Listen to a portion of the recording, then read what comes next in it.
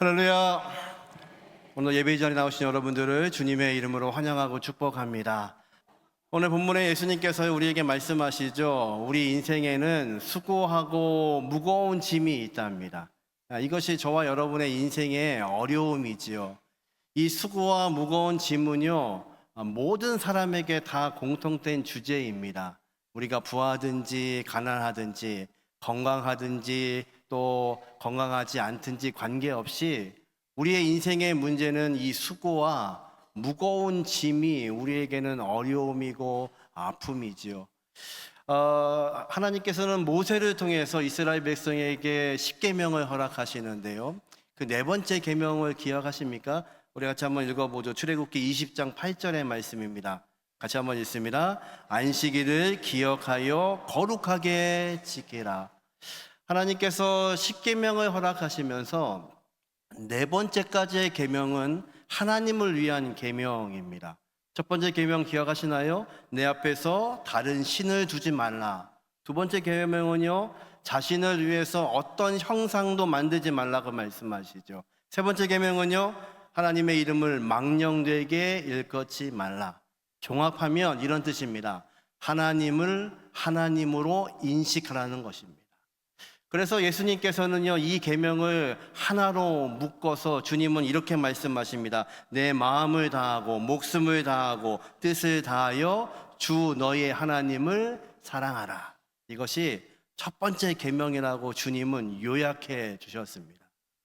그러니까 안식일을 거룩하게 지키라는 이 말씀은요, 단순히 예배를 잘 드리라는 말씀이 아닙니다. 물론 예배를 최선을 다해서 하나님께 드려야 되는데, 이 말씀은요, 우리의 인생에는 언제나 수고와 어려움과 무거운 짐일 수밖에 없는 인생을 살고 있는 우리에게 하나님의 귀하신 인생으로 들어가지 않으면, 하나님이 우리에게 안식을 허락하지 않으시면 우리는 그 안식을 누릴 수가 없다는 겁니다. 하나님은요, 안식일을 거룩히 지키라는 말씀을 통하여서 하나님의 거룩하신 안식 소식으로 저와 여러분을 지금 초청하고 계시는 겁니다. 예배를 드릴 때 우리가 기쁘고 즐겁기도 하지만 경직될 때가 있습니다. 사실 예배를 준비하면서 제일 경직된 사람들은 누구냐면요, 목회자들입니다. 여러분 혹시 오늘 눈치채셨나요? 오늘 목사들이 다 넥타이를 풀었습니다. 제가 올해가 이제 사역을 시작한 지 30년 되는 날인데요. 30년 동안 주일 예배 때 넥타이를 맺지 않은 날 오늘 처음입니다. 왜 그랬냐면요, 이 쉼이라는 설교를 준비하는데 저 자신에게도 쉼이 없더라고요. 목회자들은요, 이 예배를 준비하는 게 쉼이 아니라 어느 때는 참으로 어려운 시간일 때가 있습니다. 설교를 준비하는 목사에게는요, 이 예배가 쉼이 아니라 노동이고 어려울 때가 있습니다. 그래서요, 하나님이 저한테 이런 말씀하시더라고요. 너도 안 쉬면서, 너도 쉼을 못 누리면서 어떻게 성도들에게 쉼을 얘기하겠느냐. 그래서요, 이번 4주 동안에 우리 목사들이 우리 사이도 매지 말고 안내할 때는 저고리도 입지 말고 그렇게 하자고 했습니다. 넥타이를 풀르면 신체 온도가 2도 정도 내려간다 합니다. 근데 저는 지금요, 사실은 더 더워지고 있습니다. 한 번도 안 했던 거를 하고 있어서 그렇죠. 여러분, 이렇게 하나님의 쉼은요, 우리가 예배한다는 이 의미는요, 하나님께서 그저 시간이 되었기 때문에, 어떤 형식이 되었기 때문에 예배하는 것, 그것을 말씀하지 않으시고 우리의 인생에 쉼이 없고 늘 수고하고 늘 무거운 짐을 질 수밖에 없는 우리 인생을 향하여서 주님께서 안식하라고 말씀하시면서 당신의 귀하신 안식에 우리를 초대하고 있는 것, 이것이 예배의 시간인 것을 믿으시기를 주님의 이름으로 축원합니다. 우리가 알고 있는 탕자가요, 아버지에게 이렇게 요구하죠. 아버지, 유산을 미리 땡겨 주십시오. 이스라엘 법에는 그런 법이 없습니다. 그런데 아버지가요, 유산을 나누어 주었습니다. 이 탕자가요, 그 유산을 가지고 이웃 나라에 가서 허랑방탕하게 다 쓰고 거지가 되었습니다. 이제 돼지가 먹는 쥐염 열매도 먹을 수 없을 정도로 삶의 노예가 되어 버렸습니다. 그리고 생각나는 것이 있지요. 내 아버지의 집에 있는 종들은, 내 집에 있는 아버지의 노예들은 노예이지만 배부르게 먹을 수 있는데 내가 집으로 돌아가서 아버지에게 종으로 써달라고 해야겠다. 그러면 굶지는 않겠지. 그것이 탕자의 생각이었습니다. 예, 쉼은요, 전능하신 아버지 하나님을 향하여서 들어가는 것입니다. 그 하나님을 향하여서 내가 무엇이 잘못되어 있는지를 알게 되는 겁니다. 그래서 오늘 본문에 예수님께서는요, 이렇게 말씀하세요. 20절부터 같이 말씀을 읽어보겠습니다. 예수께서 권능을 가장 많이 행하신 고울들이 회개하지 아니하므로 그때에 책망하시되 화 있을진저 고라사나 화 있을진저 베데사야 너희에게 행한 모든 권능을 두로와 시돈에서 행하였더라면 그들이 벌써 베옷을 입고 제에 앉아 회개하였으리라. 예수님 뭐라고 하시냐면요, 그렇게 하는 주님의 귀하신 능력을 베풀었는데 그들이 목이 곧아서 회개하지 않습니다. 이방 땅에서 이 말씀이 선포되었으면 그들은 벌써 제 위에 앉아서 회개하였을 텐데 너희가 회개하지 않는다는 겁니다. 여러분, 우리의 인생 가운데, 우리의 삶 가운데 어떻게 이 안식이 깨졌나요? 하나님께서요, 에덴을 만드시고 그곳에서 우리와 영원토록 살기를 원하셨는데 죄로 인하여서 이 에덴이 붕괴되었습니다. 진정한 쉼이 깨졌습니다. 그랬더니 사람들은 어떻게 하냐면요, 바벨탑을 쌓습니다. 우리가 흩어지지 않으면 행복할 수 있다고 엉뚱한 생각을 합니다. 이스라엘 백성이요, 하나님 앞에서 우리에게도 왕을 달라고 이야기합니다. 하나님 경고하시죠. 너희가 왕이 생기면 어떤 일이 있을지를 말씀하시지만 그들은 굽히지 않습니다. 하나님이 왕을 허락하십니다. 그런데 그들은요, 그 왕을 통해서 노예가 되는 인생을 살아가게 됩니다. 여러분, 저와 여러분의 삶의 문제는 무엇인가요? 여전히 우리가 인생의 수고와 인생의 이 고통 가운데서 이 일 저 일을 다 하고 있지만 우리에게는 안식이 없다는 겁니다. 그 안식이 없는 이유는요, 하나님을 향해서 걷지 않기 때문에 그렇습니다. 예수님은 말씀하십니다. 너희가 회개하지 않기 때문에 너희 안에 이 쉼이 없다고 말씀하십니다. 이 아침에 우리가 예배하는 이 시간을 통해서 전능하신 하나님, 우리를 구원하신 예수 그리스도 앞에 무릎 꿇을 수 있는 귀한 은혜가 저와 여러분의 삶에 쉼이 되게 하시기를 주님의 이름으로 축원합니다. 야곱이요, 그의 인생 가운데서 최선을 다해서 내 인생의 모든 것이 있으면 되는 줄 알았습니다.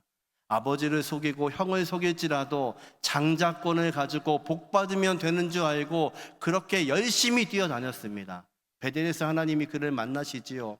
네가 돌아올 때까지 내가 떠나지 않겠다고 약속하십니다. 그가 이제 삼촌 라반의 집에서 아내들을 얻고 자식들을 낳고 큰 부자가 되었습니다. 그런데 거기에 머무를 수가 없지요. 다시 집으로 돌아가야 됩니다.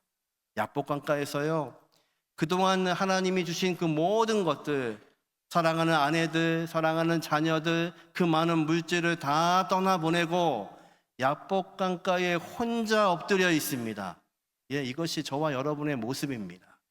이 땅을 향하여 열심히 이 일 저 일을 하고 무엇인지 얻은 것 같지만 진정한 쉼이 우리에게 없는 겁니다. 그 시간에 하나님께서 야곱을 직접 찾아오십니다. 이 야곱이요, 그 시간에도 하나님을 붙잡고 나를 축복하지 않으시면 내가 놓지 않겠다고 발악을 합니다. 하나님이 야곱의 환도뼈를 내리치십니다. 이제는 자기 힘으로 할 수가 없지요. 이제는 쩔뚝쩔뚝 저를 수밖에 없습니다. 이제는 내 힘으로 할 수 없다는 것을 하나님이 거기서 말씀하시는 거예요. 전능하신 하나님 앞에 우리가 엎드리지 않으면 내 방법으로 사는 것이 내 인생의 쉼이 아니라는 것을 야곱에게 가르쳐 주시는 겁니다. 이 아침에 전능하신 하나님 앞에 무릎 꿇게 하여 주심으로 우리를 용서하신 예수 그리스도의 보혈의 공로 앞에서 우리의 삶 가운데 하나님의 놀라우신 쉼, 하나님의 그 안식이 저와 여러분의 복이 되게 하시기를 주님의 이름으로 축원합니다. 25절과 26절 말씀을 같이 한번 읽습니다.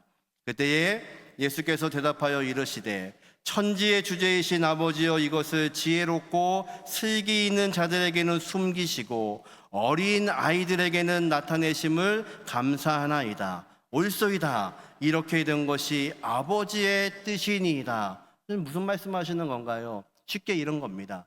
슬기 있고 지혜로운 사람들은 당시의 종교 지도자들을 말합니다. 주님이 말씀하시지만 목이 곧아서 회개하지 않습니다. 그래서 그들에게는 하나님이 감춰 놓으신 것이 있습니다. 그런데 어린 아이들에게는 그것을 보여주셨습니다. 뭘까요? 여러분, 어린 아이들은요 걱정하지 않습니다.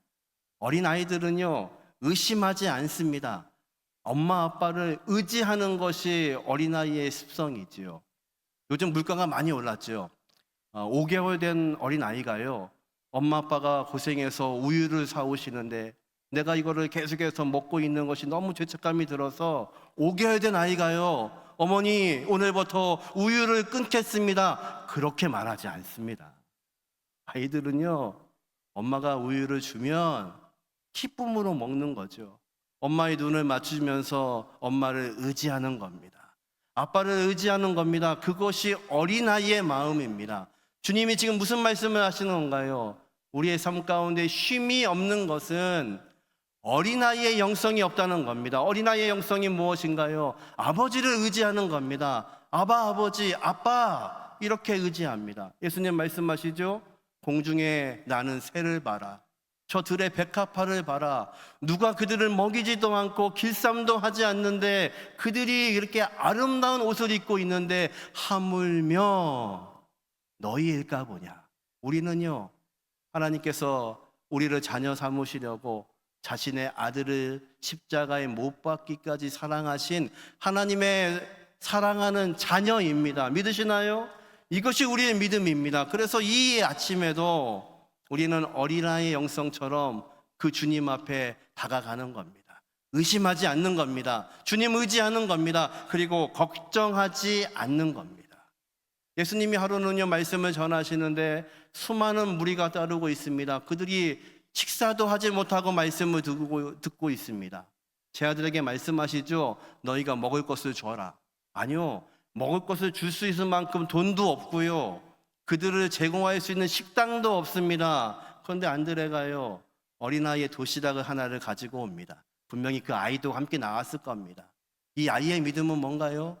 엄마가 나한테 먹으라고 쌓아준 도시락, 피라미만한 물고기 2마리, 보리떡 5개, 아무것도 아니지만 내 배도 채울 수 없는 거지만 예수님께 드리면 어떤 일이 벌어질까?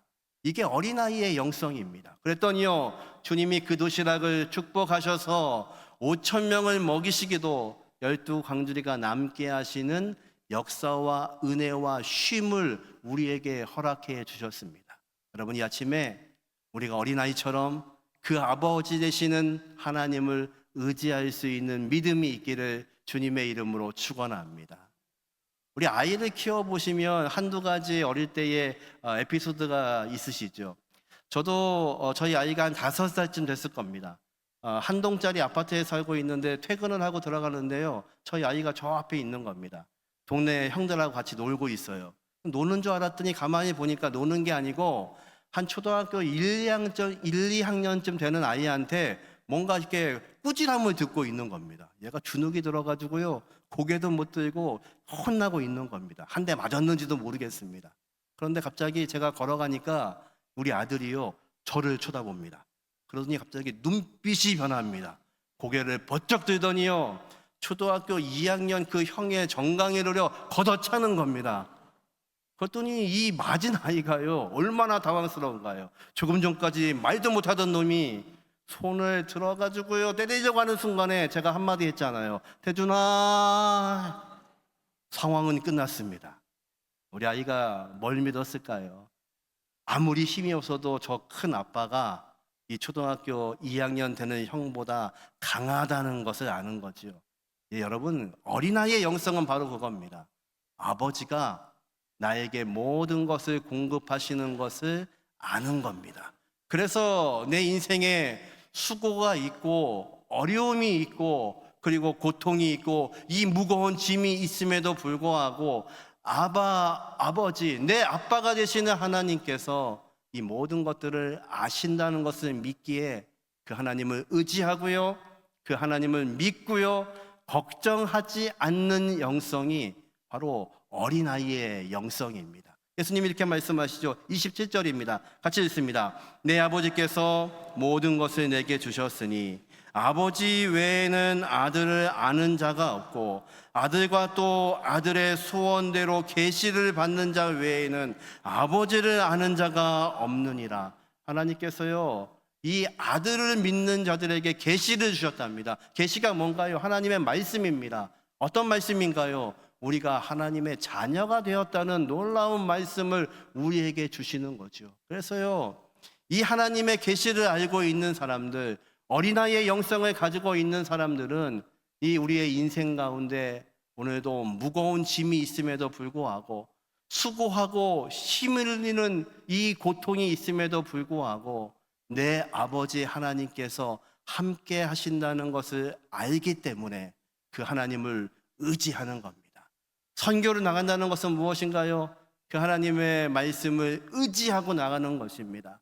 나에게 허락하신 그 귀한 달란트를 가지고 하나님의 귀하신 영광을 위하여 오늘도 출발하는 겁니다. 나에게도 문제가 있고 어려움이 있지요. 그러나 하나님이 하실 것을 바라보고 오늘도 걸어가는 겁니다. 어제와 그저께 청소년부 캠프가 이 근처에서 하고 있습니다. 가서 말씀을 전하고요. 어제도 10시가 좀 넘어서 출발을 했는데요. 우리 청소년부 아이들이 얼마나 뜨겁게 기도하는지 모릅니다. 뭐라고 찬양을 하냐면요, 우리가 감당하지 못할 성령을 우리에게 부어 주옵소서. 그런 찬양의 가사로 이 아이들이 찬양을 하더라고요. 그러니까 하나님께서 성령을 부어 주시고 은혜를 주시지 않을 수가 없지요. 10시에 기도회를 시작해 놓고 저는 오늘 예배 때문에 일찍 나왔는데요. 오늘 들어보니까요, 11시 반까지 기도회를 했답니다. 그리고 열심히 뛰고 찬양하고 이따가 점심 먹고 교회로 올 텐데요. 얼마나 은혜스러운지요. 은혜는 무엇인가요? 하나님이 나의 아버지가 되시는 것을 믿는 겁니다. 이 아침에 여러분의 수고와 무거운 짐 앞에서 아버지 되시는 그 하나님을 의지할 수 있는 귀한 믿음이 저와 여러분의 믿음이 되게 하시기를 주님의 이름으로 축원합니다. 우리가 살고 있는 이 시대는요, 마치 밑 빠진 독에 물을 붓는 것 같은 시대에 살고 있습니다. 아무리 부어도 밑이 빠졌기 때문에 다 흘러갑니다. 이것이 채워지지가 않습니다. 여러분, 밑 빠진 독에 물을 채울 수 있는 방법은 하나밖에 없습니다. 뭘까요? 물 속에 그 독을 던져버리는 겁니다. 그러면 밑 빠진 독이라도 가득하게 물이 들어옵니다. 여러분, 능력은 무엇이냐면 예수 그리스도가 나의 능력이 되시기 때문에 성령께서 우리에게 허락하실 상상도 못하는 귀한 은혜를 준비하시기에 그 안에 빠져 들어가시는 겁니다. 다음 주일 함께 오셔서요, 이 여름 힘들고 어렵지만 찬양하고 말씀 듣고 그리고 좋은 음식 드시면서 하루를 주님 안에서 쉴 수 있는 귀한 은혜가 있기를 주님의 이름으로 축원합니다. 28절 말씀 같이 한번 읽어보죠. 수고하고 무거운 짐진 자들아 다 내게로 오라. 내가 너희를 쉬게 하리라. 아멘. 믿으시나요? 우리에게 정말 놀라운 은혜는 무엇이냐면요, 내 인생에 무거운 짐이 없어지는 게 은혜가 아닙니다. 무거운 짐이 있음에도 불구하고 이것을 맡길 수 있는 예수 그리스도가 있다는 것이 저와 여러분의 능력입니다.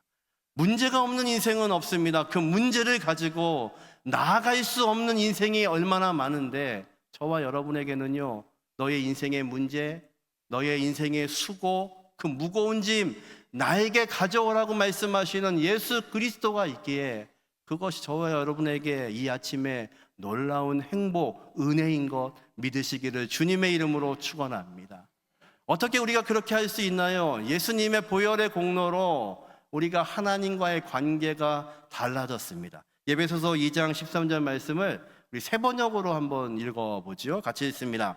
여러분이 전에는 하나님께서 멀리 떨어져 있었으나 이제는 그리스도 예수 안에서 그분의 피로 하나님께 가까워졌습니다. 아멘. 믿으시나요? 이것이 변화입니다.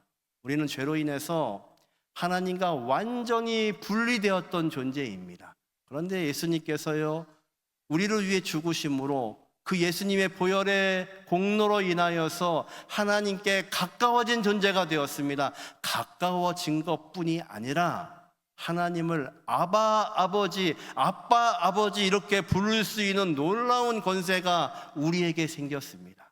그러니까 주님은요, 이제 이 모든 수고와 무거운 짐 나에게 가져오라고 말씀하는 겁니다. 이제 어떻게 내 인생에 있는 이 문제를 주님께 드릴 수 있는 방법이 무엇인지 이제 본문 29절부터 주님이 설명하십니다. 같이 한번 읽어보죠. 나는 마음이 온유하고 겸손하니 나의 멍에를 메고 내게 배우라. 그리하면 너의 마음이 쉼을 얻으리니 이는 내 멍에는 쉽고 내 짐은 가벼움이라 하시니라. 아멘. 예수님께서요, 자신이 온유하고 겸손하시답니다. 온유는 무엇인가요? 환경에 저항하지 않고 순종하는 것이 온유입니다. 주님은요, 저와 여러분의 죄를 위해서 순종하심으로 그 십자가를 지신 온유하신 분입니다. 겸손은 무엇인가요? 나를 부인하고 하나님을 인정하는 것, 그것을 성경이 겸손이라고 말씀합니다. 주님은 그 겸손으로 십자가를 지셨습니다. 이것이 주님의 멍에입니다. 오늘 본문에 보니까요, 주님이요, 나와 같이 멍에를 매자고 하십니다. 아니, 쉬게 해주신다면서요, 왜 또 멍에를 지라고 하시나요? 근데 이 본문을 읽어보니까요, 이 멍에는 내 멍에가 아닙니다. 예수님의 멍에입니다. 예수님은요, 우리를 위해서 십자가를 져주신 분이시지요. 여러분, 옛날에 농사 접으신 분은 아시죠? 밭을, 소 2마리를 가지고 밭을 경작합니다. 그러면요, 한 소는 경험이 많은 소를 묶고요, 그 옆에 있는 소는 경험이 없는 소를 같이 묶어 놓습니다. 이 멍에를 친다는 이 단어 지고스는 묶다, 연합하다 이런 뜻입니다. 왜 이렇게 하나요? 그렇게 해야지만 이 경험이 많은 소가 힘을 가지고 밭을 일구기 시작합니다. 그런 경험 없는 소는요, 멍에를 메고 있지만 자신의 힘을 쓰고 있는 게 아니에요. 근데 왜 이렇게 하나요? 이렇게 해야 경험 없는 소가 이 경험 있는 소를 보고 이제 어떻게 밭을 가는지를 배우게 되는 겁니다. 예수님이 말씀하시는 이 멍에가 바로 그런 멍에입니다. 주님이 멍에를 지시고 우리와 함께 지시겠답니다. 그런데 우리의 힘이 들어가는 게 아니고 주님께서 우리의 인생의 길을 걸어가시는 겁니다. 우리는 아무것도 아닙니다. 주님 따라가고 있는 겁니다. 주님은요, 어떤 분이신가요? 저와 여러분은요, 채 100년도 안 되는 인생을 가지고 있습니다. 우리 주님은요, 영원한 생명, 영생을 소유하고 계신 분이십니다. 창조 이전부터 계셨던 분이십니다. 이 하나님께서 모든 인생을 주관하셨던 모든 것을 가지고 계신 그분께서 우리와 함께 멍에를 지신답니다. 그러면요, 저와 여러분이 한 번도 경험하지 못한 모든 길도 우리 주님은 알고 계십니다. 그러니까 주님이 가시니까요, 우리는 그냥 따라가면 되는 겁니다. 그래서 주님의 멍에는 쉽다고 말씀하시는 겁니다. 그 주님과 함께 걸어갈 때 새로운 길이 열립니다. 요셉이요, 애굽의 종살이로 팔려갔습니다. 그의 인생의 멍에지요. 보디발의 집에서 예수님 하나님의 말씀대로 살았는데 불구하고 감옥에 들어갑니다. 멍에지요. 왜 그런 멍에를 지는지 그는 알지 못했습니다. 그런데 그 멍에가 그를 애굽의 총리가 되게 합니다. 총리가 되었다는 게 중요한 것이 아니라 총리가 되어서 그의 가족이 구원을 받습니다. 그 어려운 때에 생명을 얻습니다. 그리고 그를 통하여서 근동사회와 애굽 땅이 하나님의 놀라우신 은혜 가운데 생명을 얻고 있습니다. 우리는 그 멍에가 왜 있는지 알지는 못합니다. 다윗이요, 골리앗을 쓰러뜨리고 민족의 영웅이 되었습니다. 전쟁 영웅이 된 거죠. 그리고요, 하나님이 그를 기름 부으셔서 왕으로 삼겠다고 말씀하십니다. 그런데 너무나 긴 시간 동안 그는 광야를 헤맬 수밖에 없었습니다. 멍해지요. 왜 내가 광야를 헤매는지 알 수 없습니다. 그런데 그 멍해를 통해서 보여주신 길은 그를 이스라엘의 왕 삼으시고 그를 통하여 메시아가 탄생하게 하시는 놀라우신 길을 그에게 열어놓으셨습니다. 여러분, 이 아침에 주님과 함께 그 멍에를 기쁨으로 지시기를 주님의 이름으로 축원합니다. 그러면요, 우리가 상상하지도 못했던, 우리 청소년들이 찬양하고 있는 것처럼 감당할 수 없는 하나님의 귀하신 능력으로 우리의 새로운 길이 열리게 될 것을 믿으시기를 주님의 이름으로 축원합니다. 마태복음 28장 20절 말씀입니다. 같이 한번 읽어보지요. 내가 세상 끝날까지 너희와 항상 함께 있으리라 하시니라. 아멘. 우리 주님은요, 우리와 함께 하시겠다고 약속하십니다. 우리가 어렵다고 힘들다고 우리를 포기하지 않으십니다.